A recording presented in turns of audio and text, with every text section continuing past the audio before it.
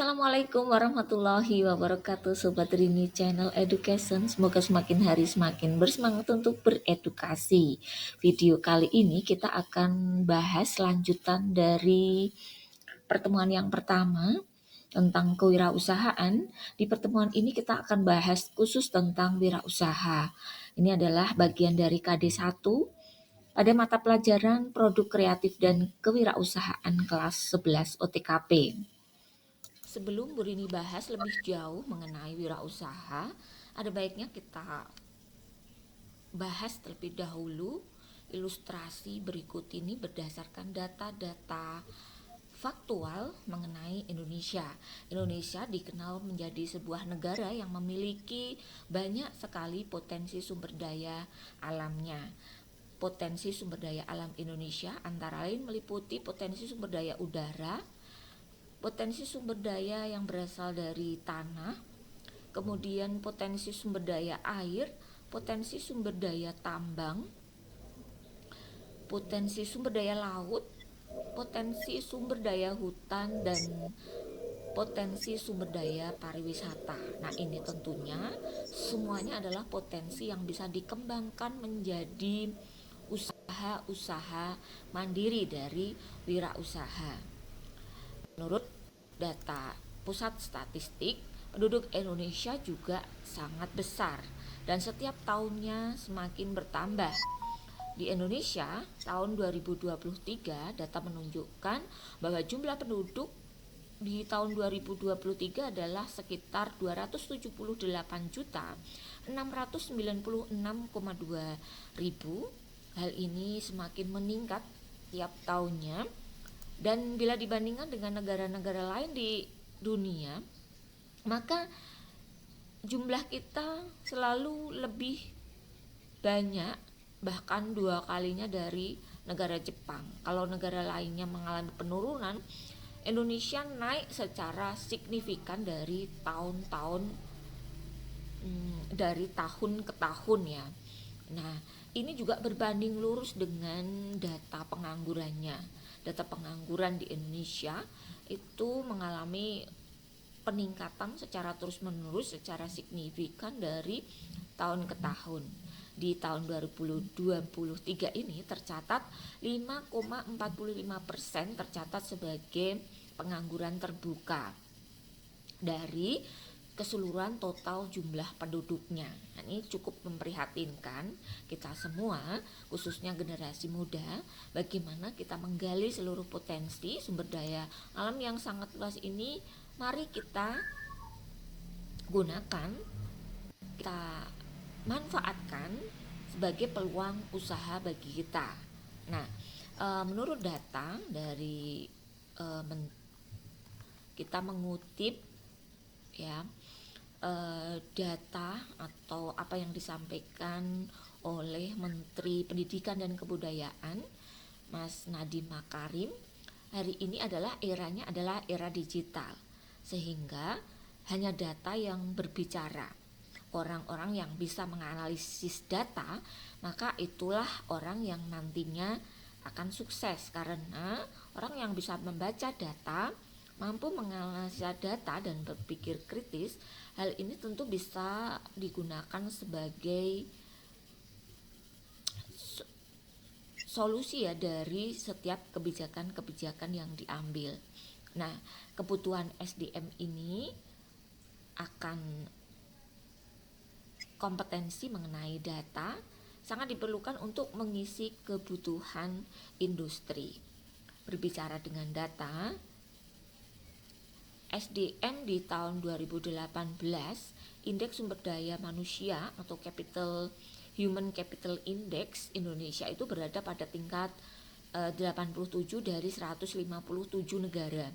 Bahkan Indonesia juga tertinggal dari beberapa negara di Asia Tenggara. Dulu kita dikenal sebagai macan Asia, tetapi ternyata faktanya kita banyak sekali mengalami kekalahan ya, terutama ini di indeks kesiapan sumber daya manusianya. Nah, pada dasarnya ukuran dari HSI tadi adalah bagaimana kondisi pengetahuan, keterampilan, dan kesehatan untuk mendukung produktivitas SDM. Nah, sudah saatnya Indonesia yang tertinggal jauh ini kita harus fokus menjadi bangsa yang maju, terdepan, harus bisa menjadi kreator bukan follower. Nah, untuk bisa menjadi kreator atau follower, pemerintah sudah mengungkapkan pentingnya sumber daya berkualitas yang menguasai teknologi. Slogannya adalah SDM unggul Indonesia maju. Nah, faktanya di kemajuan industri di Indonesia itu tidak hanya area infrastruktur, tapi juga harus didukung oleh SDM yang kompeten dan unggul. Nah, bidang utama penerapan data science yang akhir-akhir ini berkembang di berbagai industri, kita bisa lihat bersama. Ini dari mulai finance ya yang dibutuhkan seperti credit control, customer analytics, algorithmic trading dan seterusnya. Untuk kebutuhan bank ada risk modeling, ada customer segmentation ya, data yang menunjukkan segmentasi customer. Di bidang telekomunikasi membutuhkan call detail record analytics ya. Kemudian di bidang retail ini dibutuhkan data tentang customer lifetime value prediction misalnya dan lain sebagainya. Di bidang manufaktur, di bidang kesehatan ya, ada yang lain-lain lagi ya, di bidang government and public yang dibutuhkan apa saja. Nah, ini semua berkaitan dengan data. Nah, ke depan tentunya kalian sebagai generasi muda, saya harapkan untuk berlatih bisa menganalisis data. Nah, secara tidak langsung Bu Rini memancing kalian untuk melihat data secara detail, kemudian kalian simpulkan ya menjadi informasi yang tepat untuk kalian dalam kalian mengambil keputusan di dalam hidup kalian. Nah, ini harus kalian biasakan.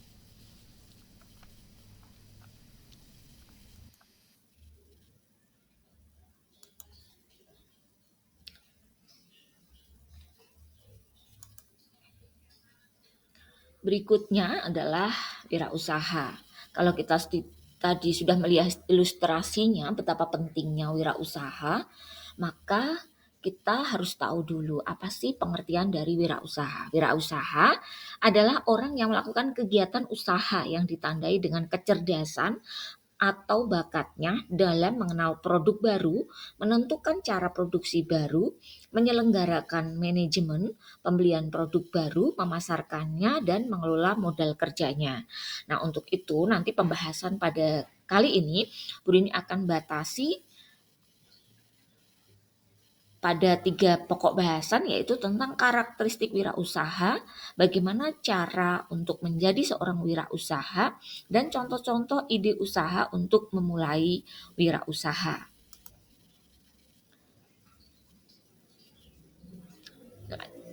Karakteristik wirausaha bisa tergambar di presentasi ini. Yang pertama adalah karakter wirausaha adalah dia selalu berpikir positif, berani, kemudian menjadi pribadi yang visioner, selalu percaya diri, memiliki kreativitas dan inovasi yang luar biasa, berorientasi pada hasil, memiliki jiwa kepemimpinan.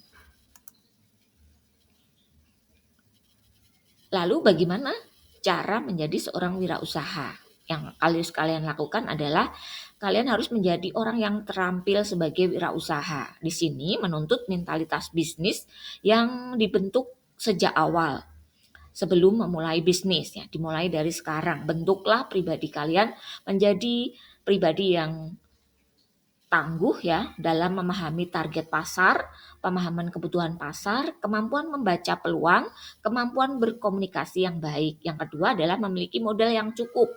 Modal suatu perusahaan merupakan salah satu kunci agar bisnis bisa tetap berjalan dengan lancar. Nah, kita bisa memperoleh modal itu dari investor ataupun dari uang sendiri atau melalui pinjam di bank.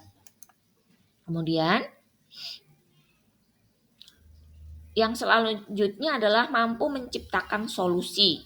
Jadi seorang wirausaha harus mampu menciptakan solusi. Dengan menciptakan solusi yang tepat, maka produk atau jasa yang Anda tawarkan akan lebih mudah diterima oleh pasar.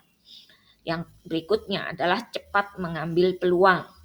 Nah, peluang untuk merebut dengan cepat bisa berupa ketepatan waktu, implementasi ide, kecepatan perskalaan, bahkan kecepatan merebut pasar sasaran dengan strategi pemasaran yang tepat. Selanjutnya adalah manajemen bisnis yang baik. Dalam bisnis ada banyak hal yang perlu ditangani sebagai pengusaha, baik itu urusan produksi maupun internal, seperti laporan keuangan. Setiap proses bisnis itu penting dan tidak bisa dianggap enteng. Untuk mempermudah pekerjaan Anda, sambil tetap dapat fokus pada bisnis Anda dapat berinvestasi pada teknologi yang tepat. Misalnya, membeli mesin khusus untuk memproduksi lebih cepat dan lebih banyak. Nah, ini akan membantu operasional bisnis.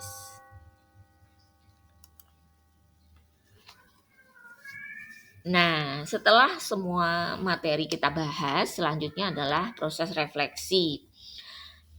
Apa yang Anda pelajari pada pertemuan hari ini?